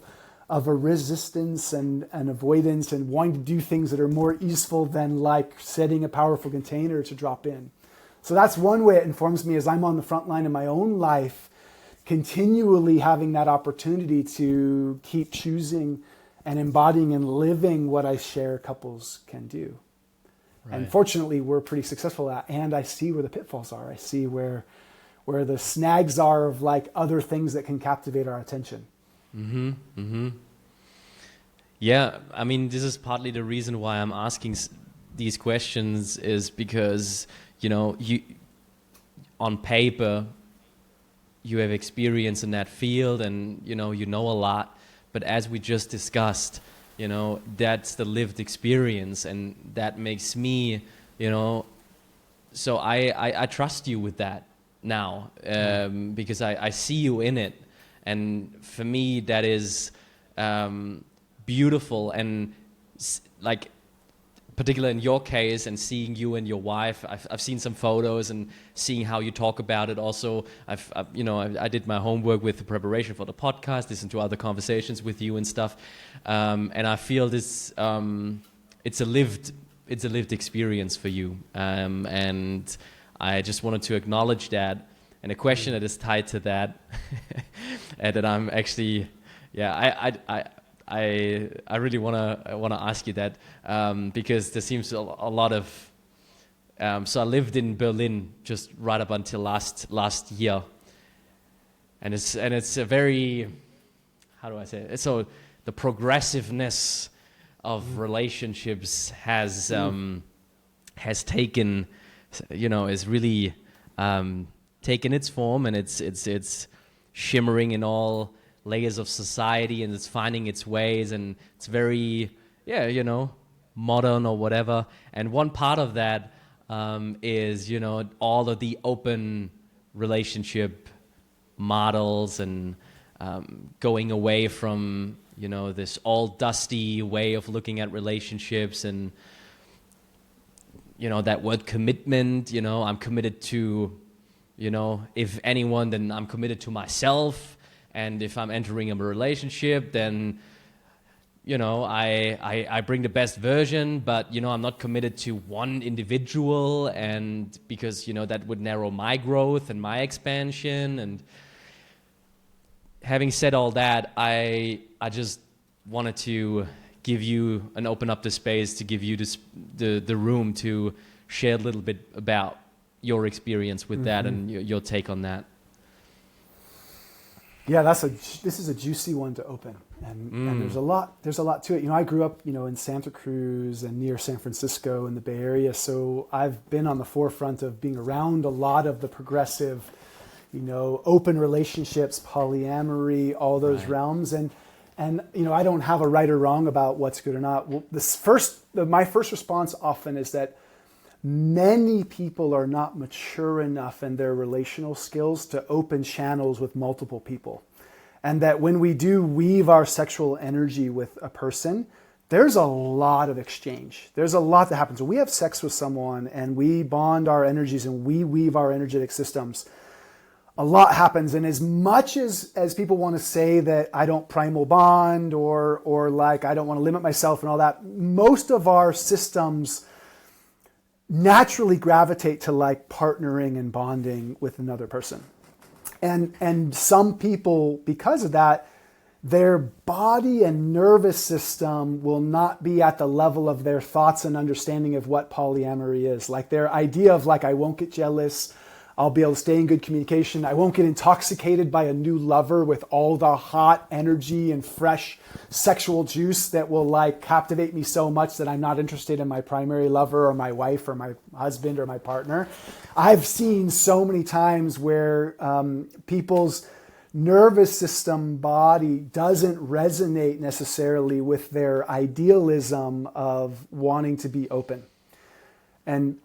And again, I don't have a right or wrong that you shouldn't do it. I do think it's also part of an evolving edge we're on as humanity, just like it's very similar to like whether we're identifying as masculine or female or both, or as a them, or as a realm of non-sexual, nature. Like I'm not a man, I'm a man and a woman. And there's a lot of that happening right now too in the collective. There is this exploration, opening, kind of widening of our sphere of understanding, which has existed in humanity forever. Like in Hawaiians, they call it mahu, where someone doesn't denominate as male or female. They are all of it or both, So it's similar sexually, is like, because of that, the world doesn't always know how to meet that, and many times I've supported couples who, let's just say they've been together a long time, they have kids together, their sexuality is turned off. Right, and so they're one or both are going like, maybe we should open up and dance with another, and so the first principle to me is, okay, good. Well, make sure that your your emotional bank account, your communication with each other, your agreements around that are so clean and solid and sacred and safe that when one of you opens that door, there is some healthy integration of the things that arise that you wouldn't expect, that there's an ability to digest that in time, and that there are some stops if one person like does get literally intoxicated by the new connection and infatuated and has like all this new energy that goes on where naturally their system just wants to like ride that ship over there and take that for a ride for however long it lasts, you know. And to me, that's the dance a little bit, is how do you make sure that if you are choosing to do that and you have a primary partnership, that you have the maturity, capacity, and commitment and devotion to this enough that you can control the throttle switch inside yourself and make sure you don't get taken too far, and you can bring that back and integrate. And you can also bring back what gets opened up sexually with another to your primary partner and actually see if that infuses something new into your dance so that you bring that home and you allow that to be some fresh energy that allows this to not get stagnant, that infuses something new into your dance.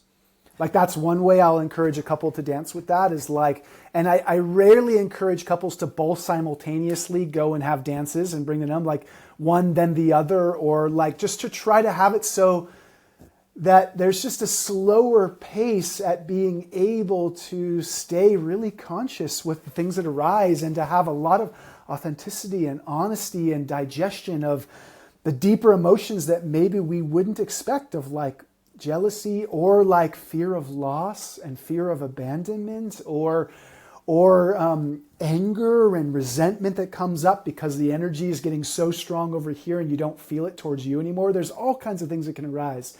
And so to me, that's how I work with it. So if we pull that out and it's just somebody who's like not in a relationship, and they're dancing and dating with multiple people, and they're having, you know, multiple partners sexually.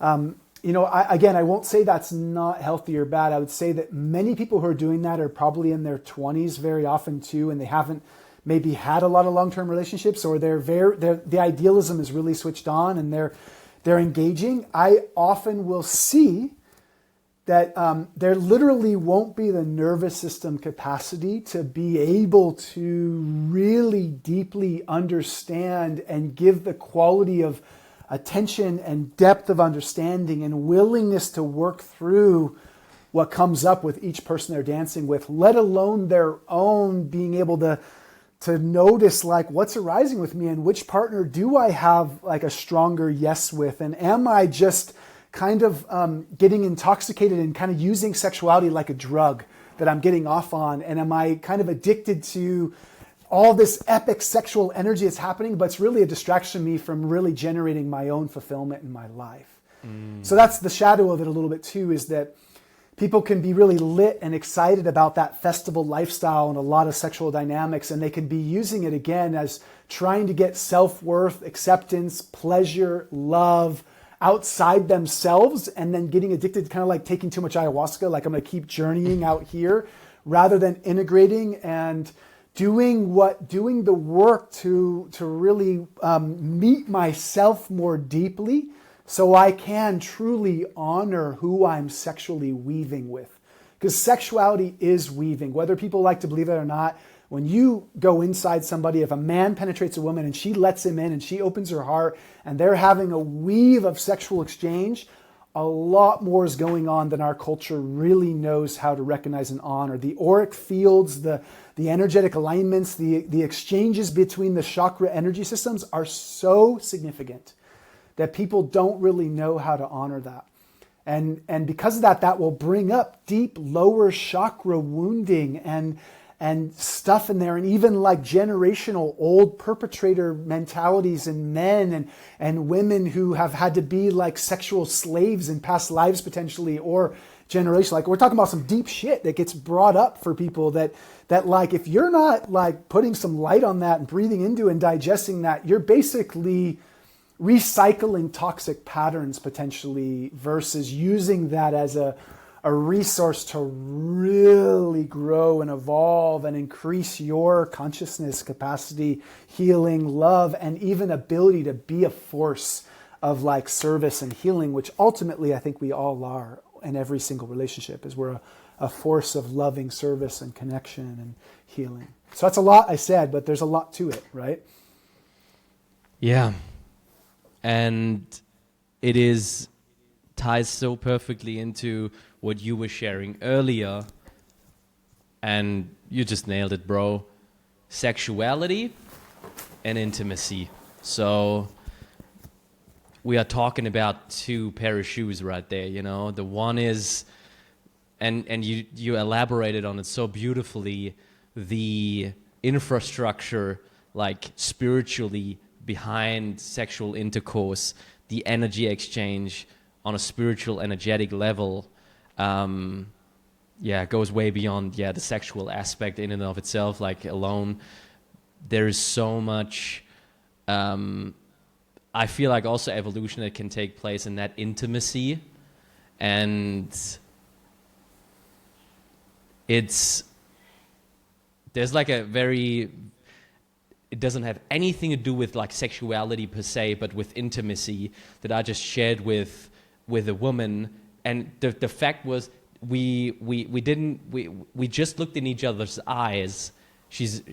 And because we have a very close relationship as friends, okay, that intense eye gazing between us, given that relationship, was so intimate, and it activated so much in me and brought up so much fear.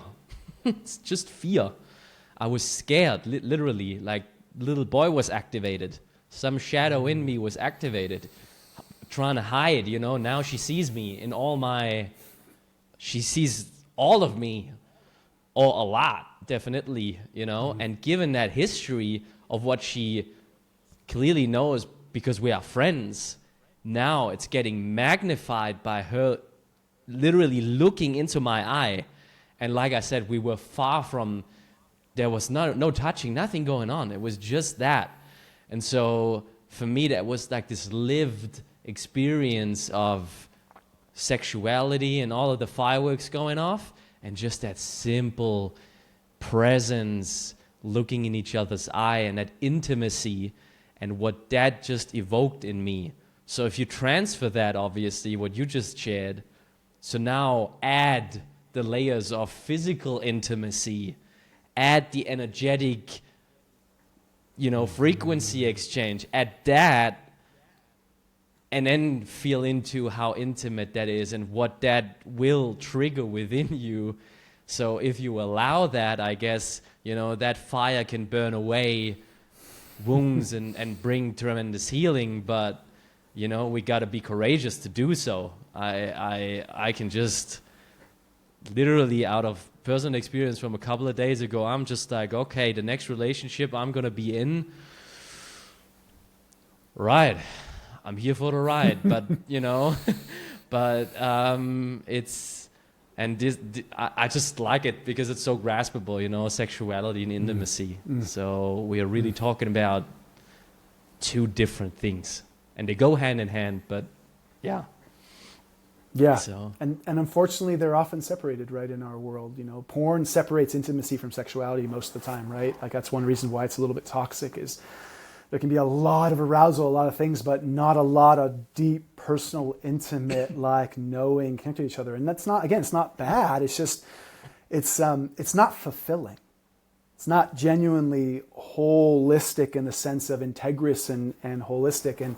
And similar to what you just beautifully reflected in your sharing too, is like the positive side of poly, potentially if someone is, really mature and on a fast track of their growth and evolution and has a huge capacity, connecting with multiple partners can be quite illuminating and imagine like really catalytic in their systems.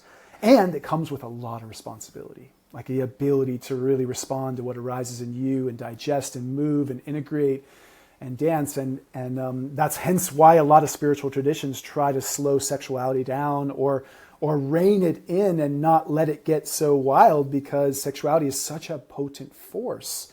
and you can kind of be taken by it, by like the lower chakra realms, and like not have a lot of heart in it. You can have a lot of sexuality without a lot of heart, not a lot of consciousness, not a lot of like deep devotional love. And we already live in a culture, which is very interesting, where like we, as men, a lot of us, like we love our moms.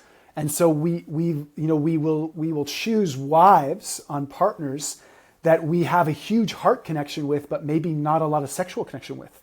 And there can be a disruption between like, I want my sexual energy to be in the shadow realms with like porn and really hot, sexy things, but not a woman that I would like love and have children with. And there's this weird separation that's happened a lot in Western culture because of porn and because of this like disruption of the sexual and heart energy not being fully connected in many men, not across the board. Many men have them integrated, but a lot of people, like there's a heart block, and I'm one included, where that's been an edge for me to integrate both my full sexual fire and prowess and wanting to just like penetrate and be really raw, and the dance of the heart, and bring out to have them both together so that it's not one or the other. And a lot of us, we have it wired where it's one or the other. We either love somebody and really care about them in our heart, or we have a lot of sexual infatuation stuff where we can act out kind of like different stuff and not integrate both into somebody where both there's realms for both there's room for both of them in our dance. And to me, that's where like, if you have both of those in your dance with a partner and you're transcending your like disgust of the other, like where you start to like not have attraction and there's resistance and you're burning through that and having sex anyway, like that's tantra. It's like I'm going beyond like where I used to be really attracted to beauty, but my wife's body's changed, or their breath and all these things. Like true love is like I'm going beyond that, and I'm opening to sexual realms anyway, even if I'm not turned on. I'm the source of my turn on because of the energy that moves through me, rather than needing something to be all pretty pictured over here to turn me on. That's not healthy. Like we want both, but ultimately long-term relationship asks us to keep turning ourselves on and being able to bring that in the dance as a relationship loses its like magnetism, sexual fire, and we have to keep growing it. It becomes alchemy instead of chemistry. And that's the evolution we go into in long relationship, is at some point we will not be attracted to each other in the same way we were. And it takes a little bit more energetic alignment to bring that and keep going deeper with intimacy that opens sexuality rather than sexuality opening intimacy. Bro. Woo. There was some nuggets in there. Holy cow. Wow. Alchemy instead of chemistry. That's a big one. Huge. Yeah, that's huge. And you are here to tell us that it's possible, you know, that it's possible to have Fully. both. So it's necessary. It's necessary. Like it's not even, it's essential that like a man or woman has to start to go through their layers of disgust of the other, resistance to the other, and meet on deep levels, because the love and choice and commitment to each other like allows us to go to, that's when new realms open of intimacy, and we deepen love in a way, because whenever you're with somebody for a long time, you know them so well that you start to have things that turn you off or put you off, or you start to have experiences where what you did to try to arouse the other doesn't work anymore. And then you're asked to evolve your ability to like clear what that is and find new ways to touch and dance and stimulate and allow yourself to meet arousal without so much outside stimulus, that like your system opens to arousal that doesn't require the other to arouse you. That's one of the toxic parts of our sexuality in our world here, and why porn is such a problem, is that the sight, the sounds, the woman who's like turned on, who's a real estate agent who wants to have sex with the guy that she's showing her house to, like is not a common thing. And men develop this fantasy that there's this secretary or boss or woman who wants them and just can't wait for them to finally like take them and dive into them, you know? That might happen in little heatful moments in people's lives, and why it's but really the work is in, how do we keep generating shared sexual energy and depth and opening with a partner in these realms where it's not easy anymore, and we have to choose it. And it's kind of like, how do I go to the gym when I don't feel healthy and vital? What motivates me to go there? But I always feel better when I leave it, you know? But there's so much more under the surface there, because there's a pattern which we can see, the net that is basically behind the structure of our whole society currently, because that instant gratification, that comfort, and that expansion of the comfort zone until it floods our system, until every little compartment is filled with comfort. Where's the resistance? Where is the, that's why with the men's work, we go to that edge. But, when we transfer that to relationships, where's that resistance, and where can we just go to the edge of that and meet it there, like you so beautifully pointed out. And I feel like, that is the medicine. That's the medicine. That's so much the medicine. And we connected it back to the ancestor. We connected it back to the trauma of previous generations. So this is deep work. So there's potential for healing if we have the courage and the responsibility to do so. Beautiful. Oh man, so beautiful. And looking at the time, we haven't even barely touched men's work, and I'm like, wow, that's already, wow, that's beautiful. So to close off the container, I have 1-2 questions that I bring up, and I'm so curious on hearing your energy and your answer to them. Brother Shems, what are you proud of?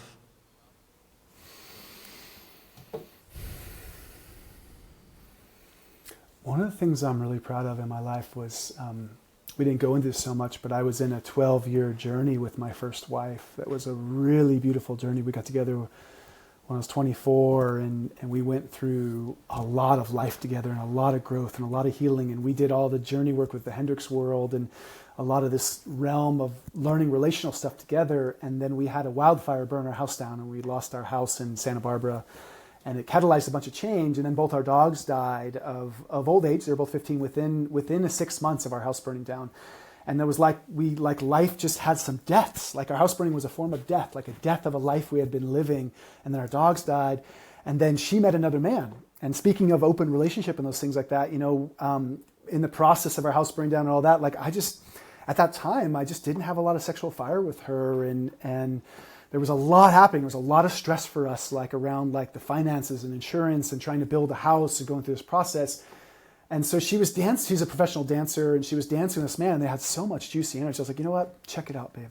We had enough totally solid bank account between us that I wasn't worried about it interrupting our relationship. And yet it did. It did. There was some heat there, and her and him had this dance. She didn't want to leave me for him. She wanted me to be able to bring to her what started happening in their dance together, the level fire that was there, the newness, the particular essence he brought to her had a different quality of masculine than I had brought to her, especially since I met her when we got together when we were 24. It was a different time in my life. And so she had that dance with him, and then her and I went back and okay, can we find that? Can we have that? And it came down to you know what? We can't. We're more brother and sister. This is the completion of actually an aspect of our phenomenal journey together, a completion of our marriage and our journey. And we lovingly unwove our marriage over the process of a year and let go. And that's how I moved to Maui and began a new life. And she stayed in Santa Barbara at the house we rebuilt after the fire. And I walked away from that life, which was really good for me. There were a lot of ways that in that time, because of our life and because of who she was, that there was a certain way that I wasn't in my full power in that relationship, because she had some financial resources and there was a way I just wasn't fully living my full empowered truth as a man around generating money, around doing my work. It's not that I was resisting or avoiding. I had an acupuncture clinic, I was working, but I wasn't really doing what I do now. I wasn't leading men's work. I was doing a bunch of men's work. I was doing boys to men. I was participating. It wasn't that I was this little boy hiding out, but there was a way I was uninitiated in a certain way, and letting go of that marriage, like I had to stand on my own 2 feet in a whole new way in my 30s, like begin a new life here, which I did on Maui. And so we lovingly are still family. We talk regularly. We love each other. She ended up marrying that man. And him and I have gone through this journey of like, he leads men's work too. And we've had our friction and our stuff. Like one time he brought me to a my men's circle, like the brothers I had circled with for many years on that property, and told me I had to get everything off that property. And not a trace of me could be there anymore for them to begin their next journey. And the amount of heat and rage and like the part of me that could rip his throat out. Like I felt a rage in me that was like, and to be able to have a men's circle hold that, for me to breathe into that and meet that rage and have that and like look him in the eyes, and like did not have that towards him at all. Like through the journey, I was like, you know what, I was really understanding. But that boundary he needed to draw for him brought up so much for me. And then as I met him in that rage and they all held me back and I like was in that fire, like in full men's work, full energy, everybody holding me back, it broke and dropped into like super deep grief, super deep fear of like my new life, super deep loss of, I could cry now, like loss of this beautiful marriage and journey that was needed to die, needed to end. And this like profound relationship with someone I wholeheartedly love, the deeper let go that had to come with that. To me to step out and take all my things off that property and like completely complete there, because I'm living in Hawaii, like the like, and then him and I, the bond from that, him being able to meet that and him being able to feel my deepest grief and my pain and my let it go and my loss, like I'm proud of that. I'm proud of like being able to walk from that and have him be a brother and to me like a friend I respect, and a man that I could bless in his marriage with her and still love her, and then begin a new life after that, and have my wife and I come together, who I met before my first wife. Like that I'm proud of in this journey. Like that was like all the work I had done to be at that place and have to face that deep stuff in the moment of loss, in the moment of hurt, in the moment of pain, and be able to meet that. I'm proud of that. And I can still feel the tender place it touches, I can still feel the letting go and loss of that marriage, even though I do it with such love and such knowing that it was right, such knowing that it was the appropriate end, and such knowing that it was because of that I could be in this one so fully, that I could be with my wife now so fully, and that like what's grown in me because of that journey, to be able to like have the marriage I have now and be the man I am now in this marriage, like so related to that.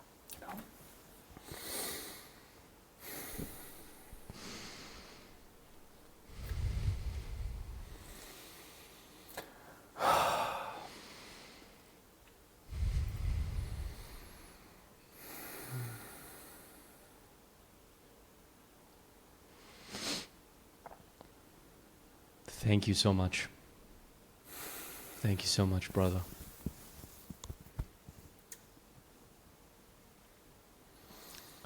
I appreciate you deeply. I appreciate this container deeply.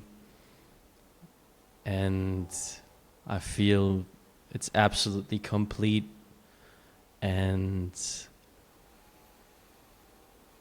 I'm moved and I'm deeply grateful to have reached out to you, and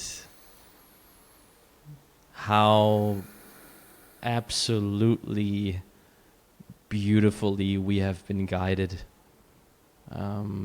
by forces that are so far beyond what we can see with the eye and hear with the ear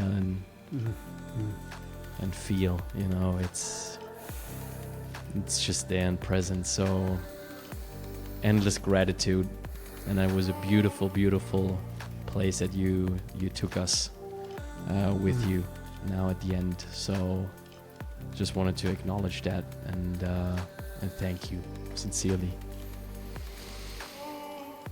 Yeah. Thank you, Maxi.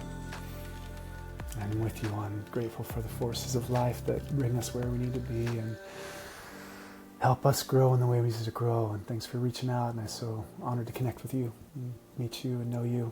And thanks for inviting me on to drop in with you in this way. And thanks for your presence and ability to connect and drop in and meet me and ask these questions and invite me into the shares. Hey, beautiful listener, you have made it all the way through. And I want to take a moment to say thank you. And you can do me an enormous favor. It's all I'm going to ever ask from you. And that is to go to your podcast app right now. And if you enjoyed the episode, give the podcast a 5-star rating. If you want to write 1-2 words or sentences, even more powerful, even better, thank you already in advance. And also while you're at it, just click on that follow button, on that bell notification so that you never miss a new episode. All of that just contributes and it helps me to increase the reach of the podcast. That means I can attract bigger guests, and that means I can deliver more powerful episodes. So it's a tiny thing. I'm only gonna ask this little favor of you ever, not more. 10-15 seconds of your time, a couple of clicks, that's it. Makes a huge difference for me as a creator. So thank you so much.